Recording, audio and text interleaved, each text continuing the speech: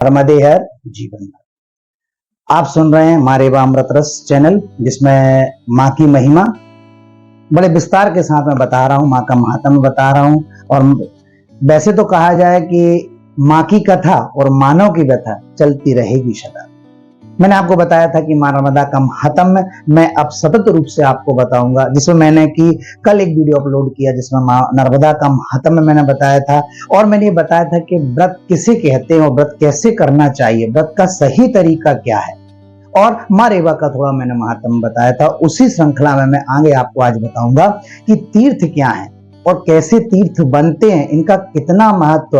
और मैंने कल अपने वीडियो में बताया है कि माँ नर्मदा के जो तट है, माँ नर्मदा का जो तट है, माँ नर्मदा के तट पर रेवा खंड में लिखा हुआ है, जो कि स्कंद पुराण का पंचम खंड है, जिसमें 60 करोड़ 60 हजार तीर्थ हैं। लेकिन वायुदेव कहते हैं कि माँ नर्मदा के तट पर 67 करोड़ 60 हजार तीर्थ हैं। क्यों? क्योंकि 3.5 करोड़ तीर्थ अमरकंटक में है और 3.5 करोड़ तीर्थ ओंकारेश्वर में है। तो तीर्थ का क्या महत्व, कैसे बनते हैं, वो आप सुनेंगे माँ नर्मदा के महात्म्य के साथ। लेकिन इसके पहले मैं चाहता हूं कि पुनः माँ नर्मदा के लिए 2 पंक्तियां और गुनगुनाऊं, और आप माँ नर्मदा की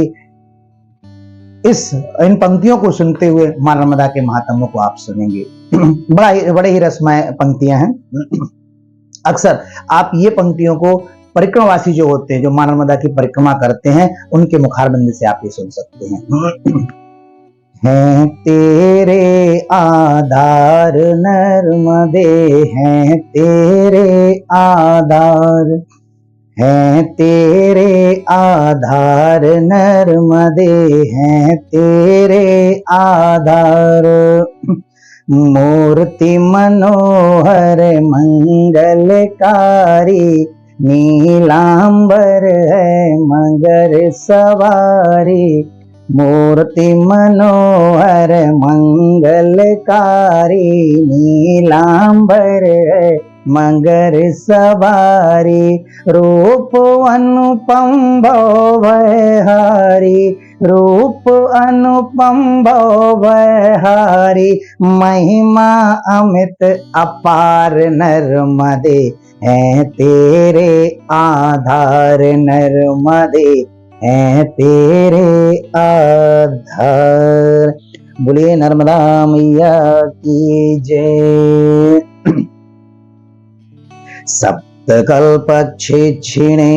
नाम्रता तेन नर्मदा, नर्मदे केवो राजेन्द्र परम तिष्ठेश्वरीद्वरा।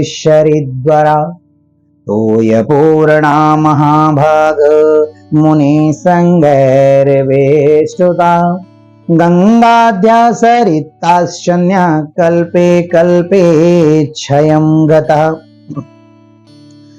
7 कल्प जो ऋषि मार्कंडे ने देखे हैं, मैंने आपको बताया था कि मां नर्मदा जो है वो 21 कल्पों से इस धरा पर हैं, 21 कल्प से वो इस धरा पर है। लेकिन ऋषि मार्कंडे ने मां नर्मदा के 7 कल्पों को देखा है, तो वो कहते हैं कि 7 कल्पों में भी यदि कोई सरिता नष्ट नहीं होती, किसी सरिता का क्षय नहीं होता, तो वो है मां नर्मदा। जब प्रलय काल का समय आता है, जब कल्प बदलता है, तो सारी नदियां क्षीण हो जाती हैं, सारे भूखंड पर जल ही जल हो जाता है। सारी नदियां सब एक जगह जाके सारी नदियां मिश्रित हो जाती हैं, सबका क्षय हो जाता है। ये मान के चलिए कि जब कल्प आता है, प्रलय काल का समय आता है, तो सब कुछ क्षीण हो जाता है। सिर्फ एक चीज को इस धरा पर देखा गया, तो वो है मां नर्मदा। ऋषि मार्कंडे कहते हैं कि मैंने 7 कल्प में मां नर्मदा को देखा हुआ है। और ऐसी मां नर्मदा जिसको 7 कल्पों में उसके तट पर क्या तीर्थ हैं और कौन कौन से तीर्थ हैं, उसका वर्णन ऋषि मार्कंडे कर रहे हैं। तीर्थ बनते कैसे हैं, किस जगह को तीर्थ कहते हैं।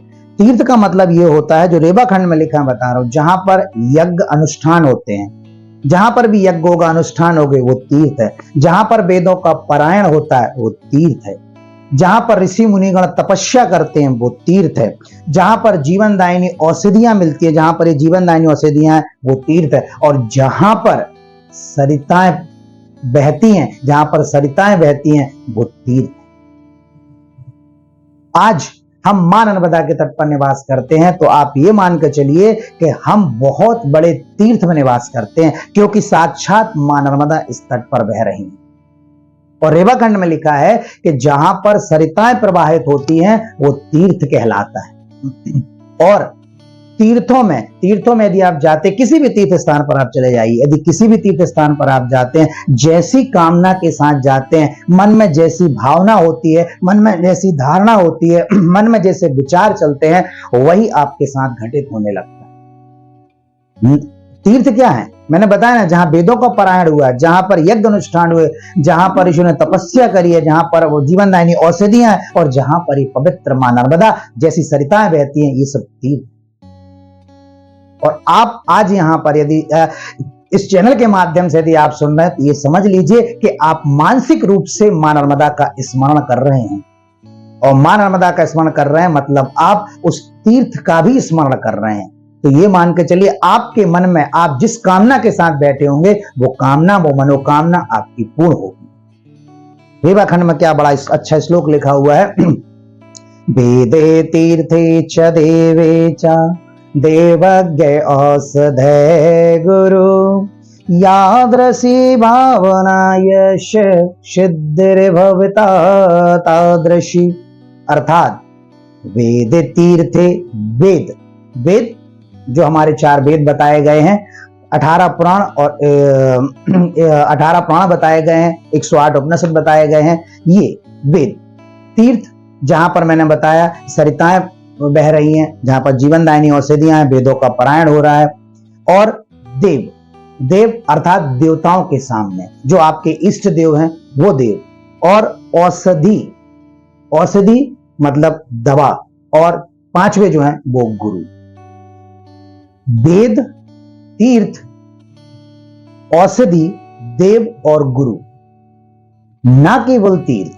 इन 5 जो चीजें मैंने बताई हुई हैं, इनके सामने आप जैसी भावनाओं के साथ जाएंगे, आपके साथ वैसा ही घटित होने लगता है।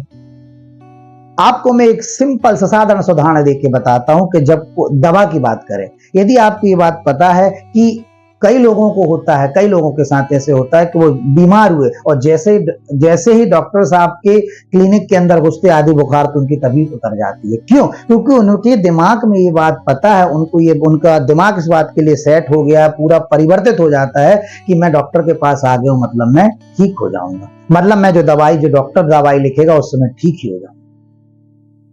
क्यों? क्योंकि आपके मन में ये चल रहा है कि ये आपने ऐसी कामना की, आपने के मन में ऐसा विचार आया और वो दवा से आप ठीक हो जाते हैं। वैसे ही तीर्थ होते हैं कि तीर्थ में जब आप जाते हैं तो जैसी कामना के साथ जाते हैं वैसा ही आपके साथ घटित होने लगता है। लेकिन आज का समय क्या कहता है? आज का समय ये कहता है कि तीर्थ में व्यक्ति स्मरण के लिए, भजन के लिए, कीर्तन के लिए, जप के लिए, तप के लिए इसलिए नहीं जाता है। आजकल जो तीर्थ हो गए हैं वो किस लिए हो गए हैं? वो पिकनिक का स्पॉट बन गए हैं।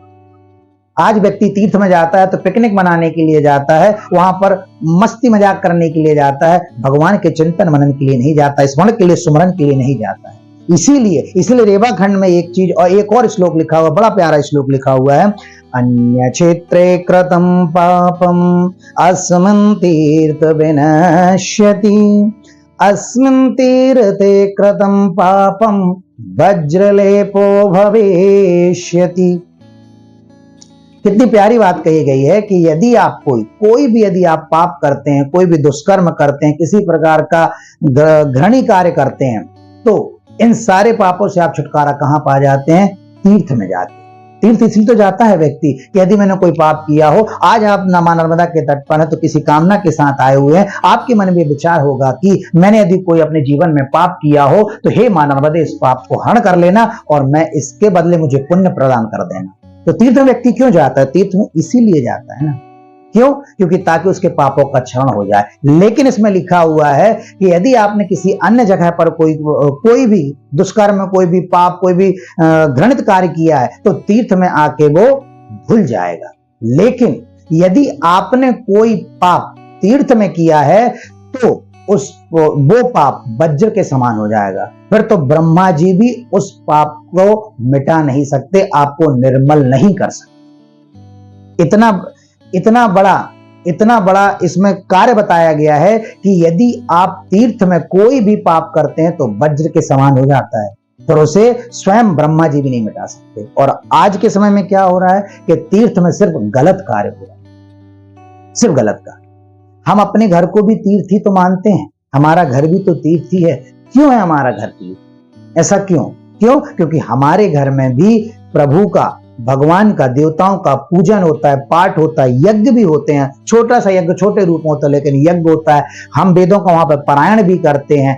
ये सारी चीजें हमारे यहाँ भी घर में होती है, तो घर भी एक तीर्थ के समान ही है। इसलिए हमें घर को तीर्थ ही मानना चाहिए। सारे लोगों को, यदि जिसके घर में भी पूजा पाठ, सभी घर में होती है और सबके घर में यदि पूजा पाठ होती है तो वो तीर्थ के समान ही है। लेकिन मेरे रेवा खंड में जो लिखा हुआ है उस बात पर आप जरूर ध्यान दीजिए कि तीर्थ में किया गया कोई भी पाप वो वज्र के समान हो जाता है। इसीलिए मेरी सभी लोगों से हाथ जोड़ के विनती है कि जब भी आप तीर्थ में जाते हैं तो कृपया करके तीर्थ को कोई भी गलत कार्य ना करें। अच्छा, एक बात और आप देखिए, मैं अक्सर देखता हूं, अब मैं तो मां नर्मदा की ऐसा मेरा सौभाग्य है कि मैं मां नर्मदा की नित्य प्रति आरती करता हूं और मैं इस तट पर देखता हूं कि लोग मां नर्मदा के तट को बहुत गंदा करते हैं। तो आप ये बात को मान लीजिए कि यदि आपने अपने जीवन में जितने भी पुण्य किए हैं, आप मां नर्मदा के तट पर आकर यदि मां नर्मदा के तट को, मां नर्मदा का तट नहीं कह सकते हम, ये मां नर्मदा का आंचल, और यदि आप मां नर्मदा के आंचल को गंदा कर रहे हैं तो आपको क्या लगता है कि आप जो पुण्य प्राप्त करने आए हैं वो पुण्य मिलेगा? नहीं, वो पुण्य आपको नहीं मिलेगा। वो पुण्य पाप का भी बाप बन जाएगा और वो वज्र के समान हो जाएगा जो इसमें लिखा हुआ है, और दोबारा वो कभी खत्म ही नहीं हो सकता। क्योंकि वो वज्र के समान हो जाएगा, स्वयं ब्रह्मा जी नहीं मिटा पाएंगे। इसीलिए मां नर्मदा के तट को हमेशा हमें साफ रखना चाहिए। किसी भी सरिता को हमें गंदा नहीं करना चाहिए। आजकल लोग क्या करते हैं, पानी भी छोड़ देते हैं। इसमें रहने वाली जो मछलियां, उनको भी समस्या होती है। जब उनको वो निगल लेंगे तो उनकी मृत्यु निश्चित है। मां नर्मदा को कितना गंदा करते हैं। सबसे अच्छा, मां नर्मदा के तट पर यदि आप आते हैं तो मेरी सबसे हाथ जोड़ के विनती है, मैं कहता हूं कि मां नर्मदा के तट पर आप चार चीजों का विशेष ध्यान रखिएगा। जब आप मां नर्मदा के तट पर आके मां नर्मदा का पूजन करते हैं तो सर्वप्रथम आपको मां नर्मदा के तट पर दीपक जरूर जलाएं। मां नर्मदा में प्रवाहित ना करके तट पे ही रख दें। सबसे अच्छा ये होता है कि मां नर्मदा का दीपक दिखाना है और आपको तट पे ही रख दें। प्रथम चीज, आप मां नर्मदा को दीपक दिखाइए। द्वितीय, मां नर्मदा में आप एक सिक्का जरूर छोड़िए, चाहे वो 1 रुपए का हो, चाहे 5 रुपए का हो, चाहे 10 रुपए का हो। एक सिक्का आप जरूर छोड़िए। क्यों? क्योंकि जब भी आप अपना 1 रुपया उसमें डालते हैं तो ये मान के चलिए कि मां नर्मदा आपको कुबेर के जैसा खजाना दे देती है। ये मान के चलिए कि आपके पास कभी भी कुबेर के जैसा खजाना होगा, कभी भी पैसे, धन रुपया, पैसे की कमी नहीं आ सकती। इसीलिए एक सिक्का आप जरूर छोड़ें। तीसरा, मां नर्मदा के तट पर आप मां नर्मदा को चुंडी जरूर अर्पित करें।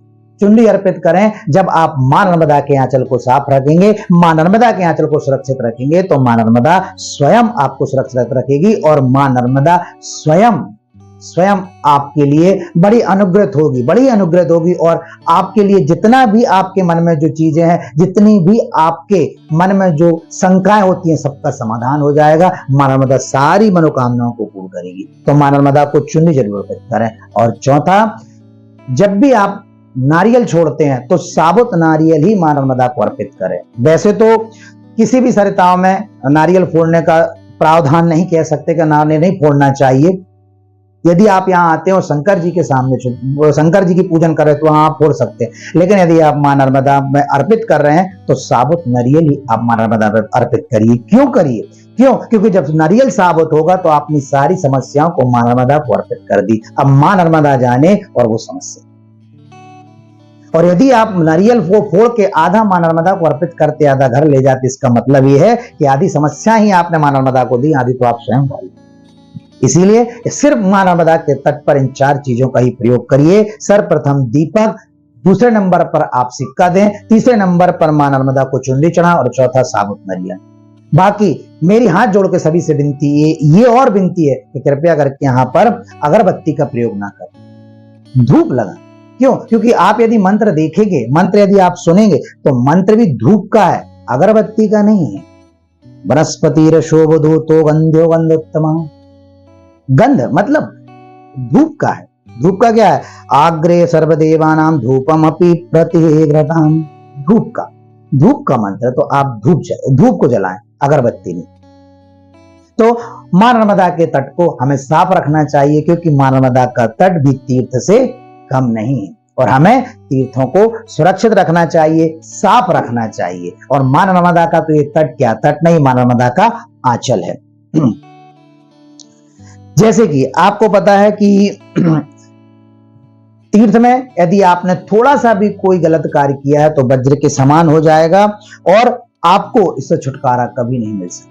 और ऐसा कहा भी जाता है कि यदि कोई व्यक्ति तीर्थ में गलत कार्य करता है तो वो रोगी होता है, रोगी होगा। अगले जन्म में यदि होगा, उसके द्वारा जो कार्य बताया ना कि जो वज्र के समान होता है, तो अगले जन्म में जब उसका जन्म होगा तो वो रोगी काया के साथ होगा। और आज के समय में आप देख लिए तो सबसे पहला सुख कहा भी गया है, प्रथम सुख निरोगी काया, दूजा सुख घर में माया, तीजा सुख सुलक्षण नारी, चौथा सुख पुत्र आज्ञाकारी। और मैं कहता हूं ये छोटा सा मां नर्मदा का तुच्छ सदास ये कहता है कि पांचवा सुख गर्जनवाद। ये 5 सुख बताए गए हैं। सर्वप्रथम जो बताया गया वो निरोगी काया, इसीलिए यदि आप स्वस्थ रहना चाहते हैं, आपकी काया पे कोई रोग ना हो, आप निरोगी काया रहे, तो किसी भी तीर्थ को गंदा ना करें, नहीं तो ये आपका पाप नहीं, पाप का बाप हो जाएगा। सबसे प्रथम इस बात को जरूर ध्यान रखिएगा। अब मां नर्मदा की महात्म्य में, यदि मां नर्मदा के महात्म्य को आप सुन रहे हैं, मां नर्मदा के महात्म्य को हम देख रहे हैं, आगे मां नर्मदा के महात्म्य में आपको बताऊंगा कि मैंने पिछले अपने वीडियो में भी ये बात बताई थी आपको कि मां नर्मदा, जो मां नर्मदा हैं, उनके सबसे बड़े जो भक्त हैं वो ऋषि मार्कंडे। और ऋषि मार्कंडे को मां नर्मदा हर 28 वर्ष में एक बार भोजन कराती और स्वयं अपने हाथों से कराती है उनको। ऐसा नहीं है कि वो स्वयं मां नर्मदा उनको अपने हाथों से भोजन कराती हैं। ऋषि मार्कंडे जो 7 कल्पों को देखा है, तो 7 चिरंजीवियों के नाम तो हम वैसे भी जानते हैं कि 7 चिरंजीवी कौन से हैं। 7 चिरंजीवी कौन कौन से कहे गए हैं? अश्वत्थामा बलिर्व्यासो हनुमानश्च विभीषणा कृपा परशुरामश्च सप्त एत चिरंजीविना। 7 कौन कौन से कहे गए हैं? अश्वत्थामा राजा बलि, वो राजा बलि जिनकी 3 पग में श्री हरि विष्णु ने पूरे 3 पग में सब कुछ नाप लिया था, और तीसरा पग उन्होंने अपने सिर पर रखाया था, पाताल लोक में चले गए थे वो राजा बलि। वेदव्यास जी, हनुमान जी, विभीषण जी, कृपाचार्य और परशुराम, ये 7 चिरंजीवी कहे गए। तो 8वें कौन है? 8वें हैं ऋषि मार्कंडे। तो सप्तैतान स्मरणे नित्यम मार्कंडे अष्टमं जीवे द्वशर्शतम सोपि सर्वव्याधि विवर्जितम। 8वें जो चिरंजीवी कहे गए हैं वो ऋषि मार्कंडे कहे गए हैं। ऋषि मार्कंडे 8वें चिरंजीवी हैं, और जिन्होंने 7 कल्पों को देखा है, 7 कल्पों को देखा है। आगे आप ये सुनेंगे कि क्या नियमावली है, मां नर्मदा के महात्म्य को किसने किसको सुनाया और कहां से यहां हमारे पास आज पहुंचा है, ये सारी नियमावली को आप सुनेंगे। तो मां नर्मदा का महात्म्य कैसे शुरू होता है, मां नर्मदा के महात्म्य को सर्वप्रथम किसने सुना था? नैमिषारण्य में एक बार 88,000 ऋषि, शौनक आदि ऋषियों ने सूत जी से एक प्रश्न किया। नैमिषारण्य में 88,000 ऋषियों ने शौनक आदि ऋषियों ने सूत जी से प्रश्न किया, बड़ा सुंदर प्रश्न किया। शौनक आदि ऋषि सूत जी से कहते हैं कि हे प्रभु, आप 18 पुराणों के पुराणकर्ता श्री वेदव्यास जी के परम शिष्य हैं, आपको सारे वेदों का ज्ञान है, और हमने आपके मुखारबिंद से बहुत सारी कथाएं भी सुनी हुई, बहुत सारे तीर्थों के बारे में भी हमने आपसे सुना हुआ है, लेकिन जीवों का कल्याण करने वाली ऐसी कौन सी कथा है जो जीवों का कल्याण बहुत जल्दी कर दे? कृपया करके उसको बताने का कष्ट करें। अब शौनक आदि ऋषियों के कहने पर सूत जी ने कहा कि मैं आपके इस प्रश्न का उत्तर जरूर दूंगा। उन्हीं से उसके बाद शौनक आदि ऋषियों ने फिर पुनः मन में एक इच्छा जागृत हुई। वो कहने लगे कि सूत जी से कहते हैं कि हे प्रभु, हमने गंगा जी के बारे में सुना है, जो कि कौन सी, विष्णुपदी गंगा के बारे में सुना है, ब्राह्मी नदी मतलब सरस्वती के बारे में सुना हुआ है, लेकिन ये सुना हुआ है कि कोई रुद्री नदी भी है जिसका नाम रुद्र नंदिनी है, उसके बारे में जिसका बखान वेद भी करते हैं। कृपया करके हमें उस रुद्र नदी के बारे में, उस रुद्र नदी की क्या महिमा है वो हमें बता। सूत जी कहते हैं कि ऋषियों से कि इस धरा पर एक नदी ऐसी भी हुई है जिसका सिर्फ नाम मात्र से, जिसका यदि सिर्फ आप नाम मात्र ले लेना तो जीवों का कल्याण हो जाता है। दर्शन कर लें तो ही आपके लिए पर्याप्त है, स्नान करना तो बहुत बड़ी बात है। यदि आप उसका सिर्फ नाम ले लें तो जीव का कल्याण हो जाए, दर्शन ही पर्याप्त है, और स्नान करना कर लिया तो उसकी तो बात ही कुछ और है। जिसके सिर्फ दर्शन मात्र से जीव का तरण तारण हो जाता है, वो शिवपुत्री रुद्र नंदिनी मां नर्मदा है। सूत जी कहते हैं शौनक आदि ऋषियों से। और सूत जी फिर उसके बाद मां नर्मदा का महात्म्य जब उनको बताते शौनक आदि ऋषियों को, तो वो ये बात कहते हैं कि मां नर्मदा के महात्म्य को प्रत्येक व्यक्ति नहीं सुना सकता।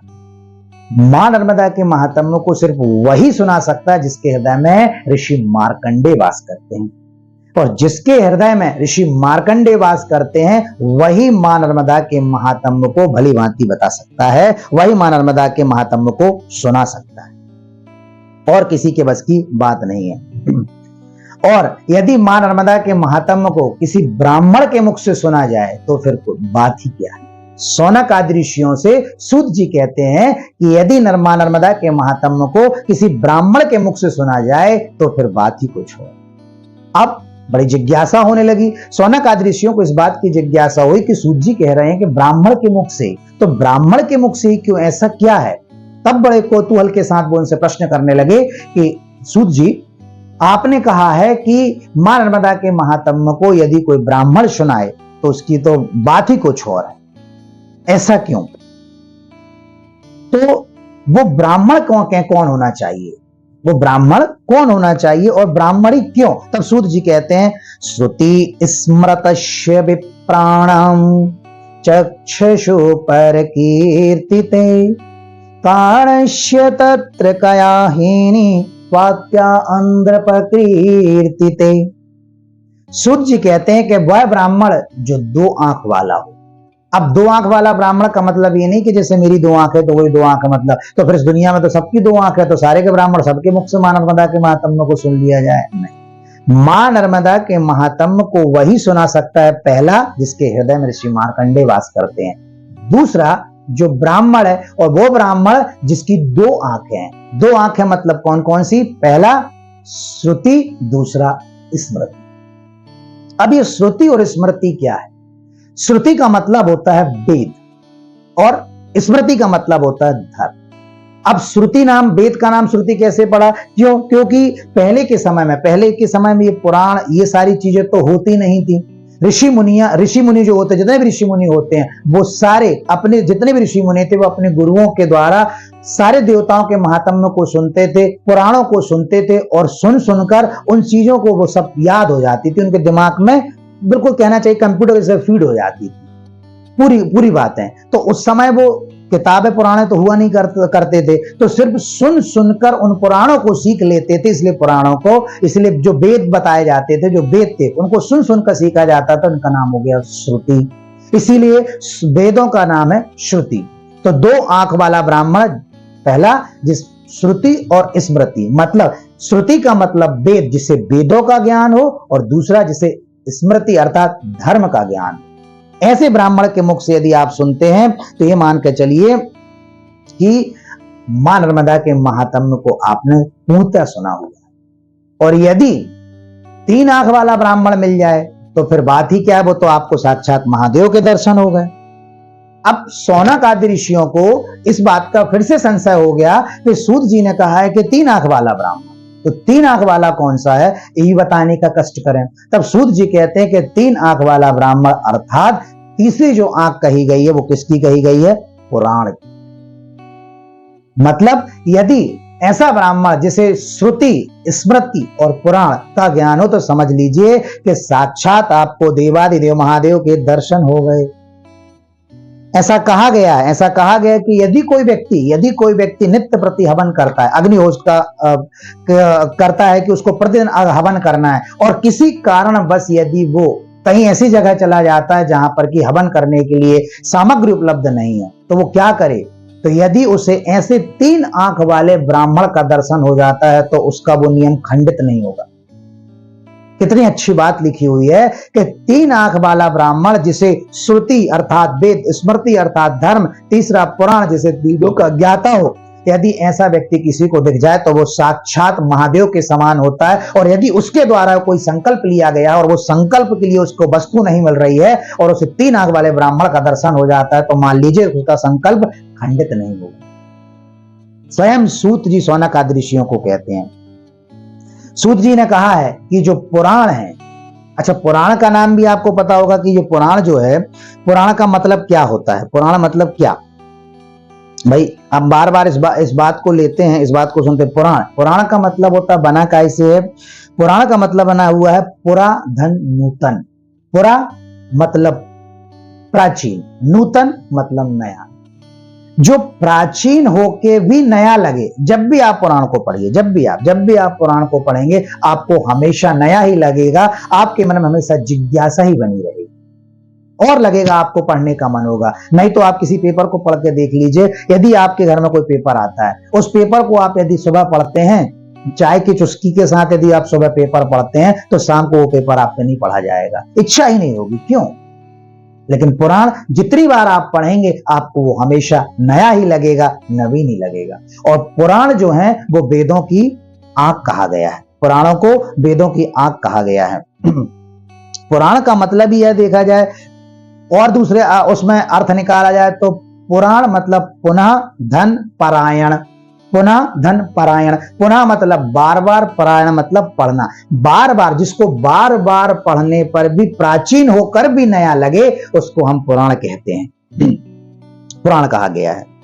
सबसे पहले यदि देखा जाए तो ब्रह्मा जी के मुखारबिंद से 100 करोड़ श्लोक वाला एक 100 करोड़ श्लोक निकले थे। 100 करोड़ श्लोक वाला एक पुराण बना होता है, जिसे श्री वेद व्यास जी ने उसको धीरे धीरे कर 1 करोड़, 100 करोड़ श्लोक थे उसमें, उसको 1 करोड़ श्लोक में परिवर्तित किया। और फिर उसके बाद उन्होंने उसको 4 लाख श्लोकों में बनाकर 18 पुराणों की रचना की। सर्वप्रथम जो पुराण बना था वो ब्रह्मा जी के मुख से 100 करोड़ श्लोक वाला पुराण बना था। फिर वेद व्यास जी ने उसे 1 करोड़ श्लोकों में परिवर्तित किया और पुनः उसे 4 लाख श्लोकों में परिवर्तित करके 18 पुराणों का निर्माण किया। और आज भी जो 100 करोड़ श्लोक वाला पुराण था आज भी शिवलोक में रखा हुआ है। शिवलोक में 100 करोड़ जिसमें श्लोक थे वो आज भी पुराण शिवलोक में रखा हुआ है। इसीलिए हमारे 4 वेद बताए गए हैं। 4 वेद कौन कौन से बताए गए? ऋग्वेद, यजुर्वेद, सामवेद और अथर्ववेद। और 5वां जो वेद कहा जाए तो पुराण भी 5वां वेद ही है। स्वयं ब्रह्मदेव कहते हैं कि 5वां जो वेद है वो पुराण ही है। वैसे भी पुराण जो है वो वेदों की आंख है, वेद की आत्मा है, आत्मा कहा जाता है। इसीलिए पुराण जितना भी बार पढ़ें वो हमेशा नूतन ही लगता है। पुराणों की बहुत बड़ी महिमा है, पुराण जो है उसकी बहुत बड़ी महिमा है। अब ये भी हम बहुत अच्छी तरह से जानते हैं कि हमारे 4 वेद, 18 पुराण और 6 वेदांग जो वेदों का ही अंग है और 108 उपनिषद है। अच्छा एक बात आपको मैं बता दूं, कितनी अच्छी बात इसमें लिखी हुई है। मां नर्मदा के महात्म्य में रेवाखंड में लिखा हुआ है, यत् फलम सर्ववेदेषां सटसंगय पदाक्रमय श्रोतैषा पठतय तस्मात् फलम अस्ति गुणात् भवेत्। यदि आप 4 वेदों का अध्ययन करते हैं, 6 वेदांगों का अध्ययन करते हैं, 18 पुराणों को पढ़ते हैं और 108 उपनिषद को पढ़ते हैं, इनको पढ़ने के बाद जितने पुण्य फल की प्राप्ति आपको होगी उतना पुण्य आपको सिर्फ मां नर्मदा के महात्म्य जो आप मानसिक रूप से इस चैनल के माध्यम से आप मां नर्मदा के महात्म्य को सुन रहे हैं, इस महात्म्य को सुनने से उसका 8 गुना फल आपको प्राप्त हो जाए। वेद, वेदांत, पुराण और उपनिषद, इनको पढ़ने के बाद जितना पुण्य फल आपको प्राप्त होगा, उतने पुण्य फल की प्राप्ति आपको सिर्फ मां नर्मदा के महात्म्य को सुनने से होगा। मैंने प्रमाण दिया आपको इस श्लोक के साथ। अब ये वेदों का निर्माण हुआ कैसे? अच्छा, सर्वप्रथम वेदों का कैसे निर्माण हो गया? तो अग्निदेव, वायुदेव और सूर्यदेव ने, इनने तीनों देवों ने ब्रह्मा जी की तपस्या करी। अब जब ब्रह्मा जी की तपस्या करी तो ब्रह्मा जी प्रसन्न हो गए और प्रसन्न होकर उन्होंने सूर्यदेव, अग्निदेव और वायुदेव को साक्षात दर्शन दिए। अब ब्रह्मदेव और अग्निदेव के बीच में जो संवाद हुआ, और वो संवाद के दौरान जो उनके मुखारबिंद से जो बात निकली वो श्लोक के रूप में थी, वो श्लोक के रूप में थी, तो उससे ऋग्वेद का निर्माण हुआ। ब्रह्मा जी और अग्निदेव के बीच में जो संवाद हुआ, उससे जो वेद बना उसका नाम था ऋग्वेद। और ऋग्वेद से हमें किस बारे में पता चलता है? ऋग्वेद से हमें पता चलता है धर्मशास्त्र के बारे में कि धर्म क्या है, हमें धर्म का ज्ञान होता है। यदि कोई व्यक्ति ऋग्वेद को पढ़ता है तो उसको समझ में आता है कि धर्म क्या है, धर्म का ज्ञान होता है, धर्मशास्त्र वो। ब्रह्मा जी और वायुदेव के बीच में जो वार्तालाप हुआ, जो संवाद हुआ, उससे जो श्लोक निकले ब्रह्मा जी के मुख से, उससे यजुर्वेद का निर्माण हुआ। अब यजुर्वेद क्या बताता है? यजुर्वेद हमें बताता है मोक्ष शास्त्र के बारे में, अर्थात हमें किस प्रकार का धर्म कर्म करना चाहिए ताकि हमें मोक्ष की प्राप्ति हो, मोक्ष शास्त्र के बारे में बताता। तीसरा, ब्रह्मा जी और सूर्यदेव के बीच में जो संवाद हुआ, उस समय ब्रह्मा जी के मुखार बिंद से जो श्लोक निकले, उससे सामवेद की रचना हुई। सूर्यदेव और ब्रह्मा जी के संवाद से सामवेद हुआ। अब सामवेद हमें क्या बताता है? काम शास्त्र के बारे में। काम शास्त्र का मतलब कामुकता से नहीं है। काम शास्त्र के बारे में, काम शास्त्र का मतलब ये होता है कि आप अपनी जिंदगी, आप अपने जीवन को किस प्रकार से जिएं, ये बताता है काम शास्त्र। और संगीत के बारे में बताया गया है।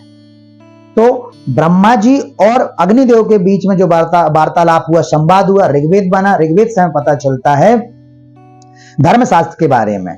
वायुदेव से जो वार्तालाप संवाद हुआ वो यजुर्वेद बना, उससे हमें पता चलता है मोक्ष शास्त्र के बारे में। और सूर्यदेव से जो संवाद हुआ, उससे सामवेद बने से हमें पता चलता है काम शास्त्र के बारे में, संगीत के बारे में। और ऋषि अथर्वा के माध्यम से जो वेद बना, उसका नाम था अथर्ववेद, जो हमें बताता है किसके बारे में? अर्थशास्त्र के बारे में। तो 4 वेदों की उत्पत्ति कैसे, 4 वेद क्या क्या जानकारी देते हैं हमें? प्रथम, ऋग्वेद से हमें धर्मशास्त्र के बारे में पता चलता है, यजुर्वेद से हमें मोक्ष शास्त्र के बारे में पता चलता है, सामवेद से हमें काम शास्त्र के बारे में पता चलता है, और अथर्ववेद जो ऋषि अथर्वा के द्वारा बनाया गया, उससे हमें अर्थशास्त्र के बारे में पता चलता है पैसा कैसे कमाया जाए और पैसा कैसे कमाना चाहिए। पैसा कमा तो कोई भी सकता है, लेकिन कमाने के बाद पैसे की क्या गति होती है, कैसे पैसा कमाना चाहिए, कैसे क्या गति होती है, ये भी हमें पता होना चाहिए। ये पता चलता है हमें अर्थशास्त्र के बारे में, अर्थशास्त्र से। आज एक बड़ा मुद्दा एक और चीज है, मैं हालांकि मां नर्मदा के महात्म्य में ये बात कह सकता हूं कि ये जो बात होती है कि सनातनी है, तो सनातनी की परिभाषा इसमें बहुत अच्छी लिखी। सनातनी, वेदे रहस्य यत् सूक्ष्मं यत् तद् ब्रह्म सनातनम। वेदों का सूक्ष्म रहस्य, वेदों का सूक्ष्म रहस्य सनातन ब्रह्म, वेदों का सूक्ष्म रहस्य सनातन ब्रह्म है। अर्थात वेदों का ज्ञान, यदि हमें वेदों का ज्ञान है तो हम सनातनी हैं। वेदों का ज्ञान है, वेदों का ज्ञान ही तो सनातन है, और हम उसको पढ़ने वाले सनातनी हैं। अब यदि आपसे कोई पूछता है कि सनातन और सनातनी क्या है, तो सनातन का मतलब होता है वेदों का ज्ञान। वेदों का ज्ञान यदि मुझे है तो मैं सनातन हूं, और मैं वेदों को पढ़ने वाला हूं, इसलिए मैं सनातनी कहलाया। इसीलिए वेदों का जो सूक्ष्म रहस्य वही सनातन ब्रह्म है। वेदों का मतलब क्या है? वेद का मतलब ब्रह्मवाणी। क्यों? मैंने अभी बताया कि वेदों का निर्माण हुआ है ब्रह्मदेव के मुखार बिंद से। जो श्लोक, जो संवाद निकले थे, उनको श्लोक में परिवर्तित किया गया, जिससे वेद का निर्माण किया गया, वेद का वेद बने। तो वेद क्या है? वेद अर्थात ब्रह्मवाणी, और वेदों का ज्ञान मतलब सनातन, और वेदों को पढ़ने वाला सनातनी। हर कोई व्यक्ति सनातन है क्योंकि सर्वप्रथम वेद ही तो आए थे। अच्छा, सनातन का ये जो बहुत झगड़ा चलता है, सनाती होने का बहुत बड़ा बवाल खड़ा हो जाता है कि सनातन सनातन सनातन क्या है? सनातन दरअसल है क्या? सनातन का मतलब इसमें कितना स्पष्ट दिया गया है कि जिसको वेदों का ज्ञान हो वो सनातन, वेदों को पढ़ने वाला सनातनी। तो हम शुरू से वेदों को ही तो पढ़ते आ रहे हैं, क्योंकि सर्वप्रथम इस धरा पर यदि आए हैं तो वेद आए, उसके बाद सारी किताबें आई हैं। अब मैं दूसरी किताबों का नाम लेना नहीं चाहता, कोई भी सर्वप्रथम यदि किताब बनी है तो सर्वप्रथम वेद ही तो बने हैं, और सर्वप्रथम हमने वेदों को ही पढ़ा, और वेदों को पढ़ने वाला ही सनातन सनातनी कहलाता है। तो वेदों का सूक्ष्म रहस्य सनातन ब्रह्म। जो 6 वेदांग बताए गए हैं, वेद 4, 6 वेदांग कौन कौन से बताए गए हैं? शिक्षा, कल्प, कल्प का मतलब होता है परिवर्तन, काल चक्र, समय चक्र परिवर्तित होता है। निरुक्त, निरुक्त का मतलब होता है परिवर्तन। जीवन में परिवर्तन बहुत जरूरी है। यदि आप परिवर्तित नहीं होंगे, ऐसा नहीं है कि जो हम पहले से जैसा करते आ रहे हम वैसा ही करेंगे। यदि आप अपने आप में परिवर्तित नहीं होंगे, आप अपने आप में परिवर्तनशीलता नहीं लाएंगे, तो आप खत्म हो जाएंगे। तो परिवर्तन बहुत जरूरी है। तो पहला वेदांग का पहला जो भाग है वो है शिक्षा, फिर है कल्प, फिर है निरुक्त अर्थात परिवर्तन, फिर छंद, छंद का मतलब होता है खुशी के साथ, फिर व्याकरण, और फिर छठवा है ज्योतिष। अच्छा, ज्योतिष का बहुत बड़ा महत्व है। इसके बारे में आपको जानना इसलिए जरूरी है क्योंकि बहुत सारे लोगों का ऐसा मानना है, बहुत सारे। अब आप इस बात को ये ना सोचें कि मैं खुद ज्योतिषाचार्य हूं, मैं स्वयं ज्योतिष को देखता हूं, या मैं कुंडली देखता हूं तो मैं ज्योतिष का ज्यादा फेवर करूंगा या ज्यादा उसके पक्ष में हूं। तो नहीं, ये बात नहीं है। ज्योतिष का क्या, मैं कोई पहला व्यक्ति नहीं हूं। ज्योतिष की गणना तो प्रारब्ध से ही होती जा रही है। हमारे ऋषि मुनि गण ने पहले ही हमारे सारी चीजों की गणना ज्योतिष के माध्यम से कर दी थी। जुग सहस्त्र योजन पर भानु, लील्योता है मधुर फल जान। कितनी अच्छी हनुमान जी की चौपाई तुलसीदास जी ने लिखी है। जुग सहस्त्र योजन पर भानु, योजन पर जानू, लील्योता ही मधुर फल जानू। हनुमान जी ने सूर्य देव को फल समझकर उनको खाने के लिए गए, तो वो जो पृथ्वी से सूर्य की दूरी, जो आज साइंटिस्ट, जो वैज्ञानिक लोग बताते हैं कि पृथ्वी से सूर्य की जितनी दूरी है, उसको तुलसीदास जी ने पहले ज्योतिष के माध्यम से गणना करके बता दी। तो ज्योतिष कोई आज का नहीं है। वैसे तो ज्योतिष 5000 वर्ष पुराना है, तो ज्योतिष की गणना तो पहले से हो रही है, लेकिन ज्योतिष का महत्व बहुत है। मैं ज्योतिष के महत्व के लिए एक चीज जरूर बताना चाहूंगा, वो ये कि हर व्यक्ति को अपने इष्ट देव का पूजन जरूर करना चाहिए। क्यों करना चाहिए इष्ट देव का पूजन? व्यक्ति यदि अपने इष्ट देव का पूजन करता है तो वो हमेशा हमेशा सफलता प्राप्त करता है, सारे कष्टों से निवृत्त हो जाता है। और ये जो हमें इष्ट देव के बारे में हमारे पता चलता है, वो हमें किस बात से पता चलेगा? वो आपके लग्न चक्र, जो लग्न होता है, जो आपकी जन्म पत्र, जन्म कुंडली का जो चक्र बनाया जाता है, जिसे लग्न चक्र कहते हैं, उसी से आपको पता चलेगा कि आपके इष्ट देव क्या हैं। और हमें अपने इष्ट देव का पूजन नित्य प्रति करना चाहिए। आपका जीवन देखिए कितना सहज सरल और बहुत ही सुरम्य हो जाएगा। इसलिए मैं ज्योतिष की बात कर रहा हूं। तो ज्योतिष का भी हमारे जीवन में बहुत बड़ा महत्व है, क्योंकि इनकी गणनाएं हमारे ज्योतिषाचार्य ने पहले ही बहुत सारी गणनाएं कर दी थी। और आज जिसको हम देखते हैं, जिसको वैज्ञानिक ये बोलते हैं कि हमने ये पता किया, हमने ये बात लगाई, नहीं, ये हमारे ज्योतिषाचार्य ने 5000 साल पहले सबकी गणना कर दी थी। मैंने ये बताया कि मां नर्मदा इस धरा पर आई। वैज्ञानिकों का ऐसा मानना है कि मां नर्मदा 2.5 करोड़ वर्ष पहले आई थी, लेकिन रेवाखंड में लिखा है कि 6 करोड़ वर्ष पूर्व मां नर्मदा इस धरा पर आई थी। और इसका प्रमाण मैंने बताया कि मंडला के पास जो फॉसिल नेशनल पार्क, उसमें आप जाके देख सकते हैं, मिलेंगे आपको वहां पे जीवास। अब 18 पुराण, जो वेद व्यास जी ने 100 करोड़ श्लोकों को 4 लाख श्लोकों में परिवर्तित करके 18 पुराणों की रचना की थी। तो कितना संयोग है और कितनी बड़ी बात है कि पहला ब्रह्म और आखिरी ब्रह्मांड पुराण। पहला जो पुराण कहा गया है वो कौन सा है? ब्रह्म पुराण। ब्रह्म पुराण में कितने श्लोक हैं? 10,000 श्लोक हैं। पद्म पुराण है जिसमें 55,000 श्लोक हैं। विष्णु पुराण जिसमें 23,000 श्लोक हैं। फिर वायु पुराण, जिसको आज हम शिव पुराण के नाम से जानते हैं, 24,000 श्लोक हैं। भविष्य पुराण जिसमें 14,500 श्लोक हैं। फिर मार्कंडेय पुराण है जिसमें 9000 श्लोक हैं। 7वां है अग्नि पुराण जिसमें 16000 श्लोक हैं।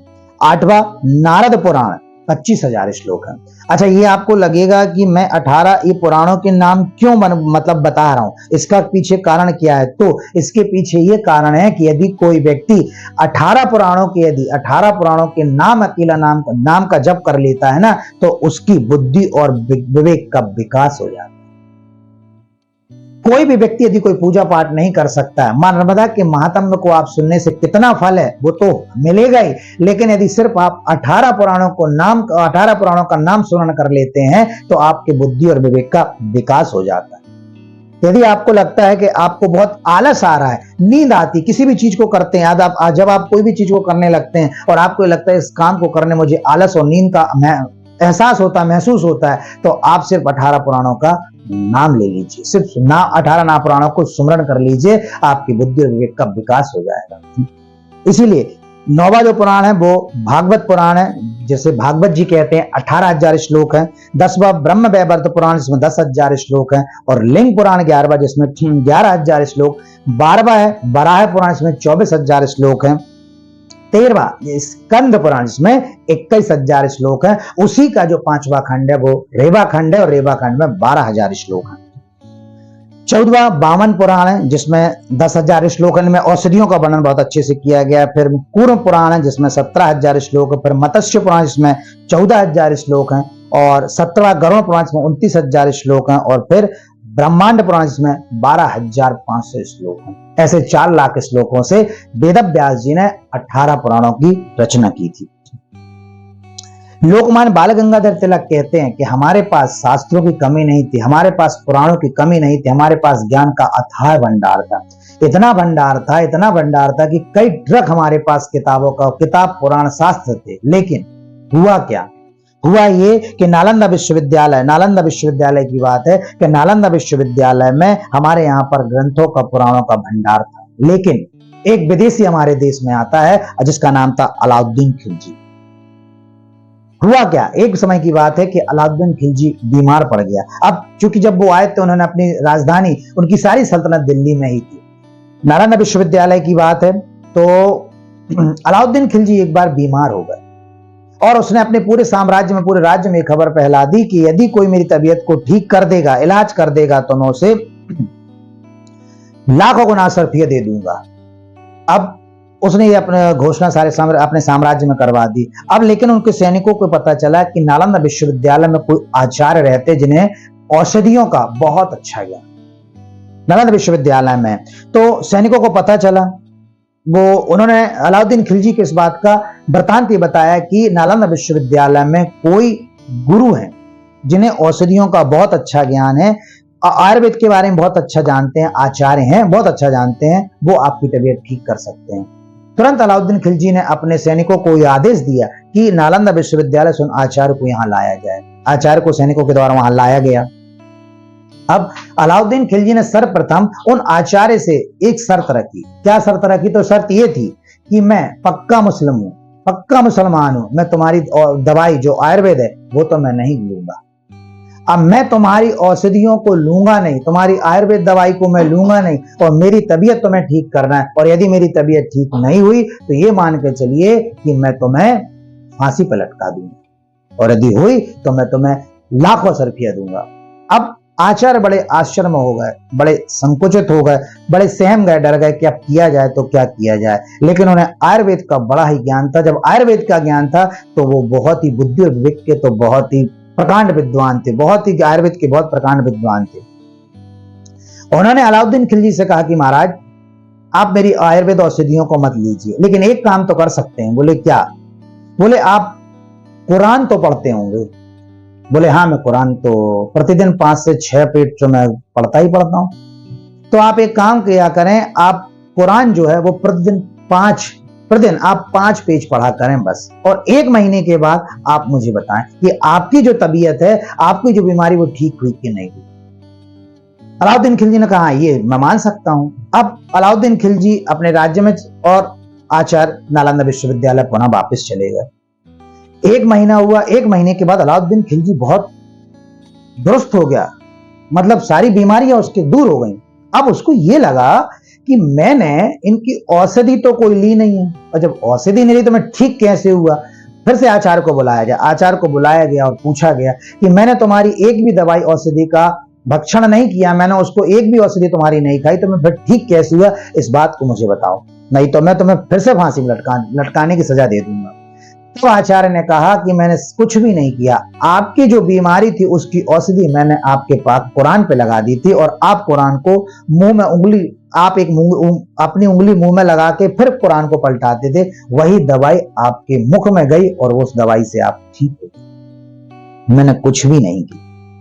अलाउद्दीन खिलजी आश्चर्य में पड़ गया कि ऐसा भी हो सकता है, और उसने कहा कि इस भारत भूमि पर इतनी असरदार औषधियां हैं जो कि बीमारी का इलाज बड़े ही तुरंत कर देती हैं।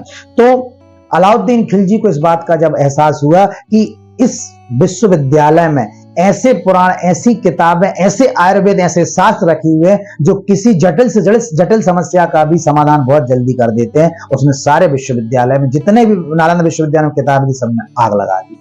और ऐसा कहा जाता है कि जब नालंदा विश्वविद्यालय में आग लगी थी तो उसकी आग 6 माह तक नहीं बुझी थी।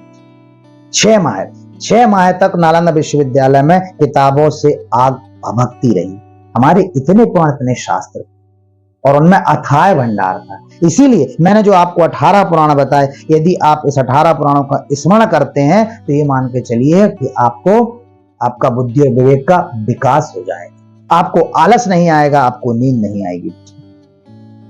सौनक आदि ऋषियों, अब सौनक आदि ऋषियों की आंखें भर आई। अब वो कहने लगे कि सूत जी से कहते हैं कि प्रभु आनंद बहुत आ रहा है, तो कहते हैं कि बहुत आनंद आ रहा है, बस आप तो कथा को सुनाते ही रहिए, सुबह से शाम हो जा रही है, समय का पता ही नहीं चल रहा है, हे भगवान बड़ा ही आनंद आ रहा है। और वो सूत जी से कहते, सौनकादि ऋषि कहने लगे कि यदि आज हमारे सामने स्वयं भगवान प्रकट हो जाएं और यदि हमसे कहें कि वर मांगो क्या चाहिए, तो हम यही कहेंगे कि प्रभु जब तक ये कथाएं चल रही हैं तब तक हमें मृत्यु ना आए, हमारे पास यम ना आए, हमारी यही आपसे एक प्रार्थना है, और मां नर्मदा के महात्म्य को हमें आप सुनाइए। सौनक ऋषियों ने कहा कि हमें मां नर्मदा की महिमा और सुनना है, और सुनाइए कि कैसे मां नर्मदा धरा पर आई और कैसे मां नर्मदा का महात्म्य बना। तो मां नर्मदा के महात्म्य को जानने के लिए, इसके आगे के भाग को देखने के लिए आप देखते रहिए मां रेवा अमृत रस, जिसमें मां की महिमा बड़े विस्तार से आप सुन सकते हैं। मेरा सभी नर्मदा भक्तों से निवेदन है कि मां के महात्म्य को सुनने के लिए आप मां रेवा अमृत रस चैनल के अगले भाग में आप मां नर्मदा के महात्म्य को इसके आगे सुन सकते हैं कि सौनक आदि ऋषियों को सूत जी ने क्या महात्म्य मां नर्मदा का। नर्मदे हर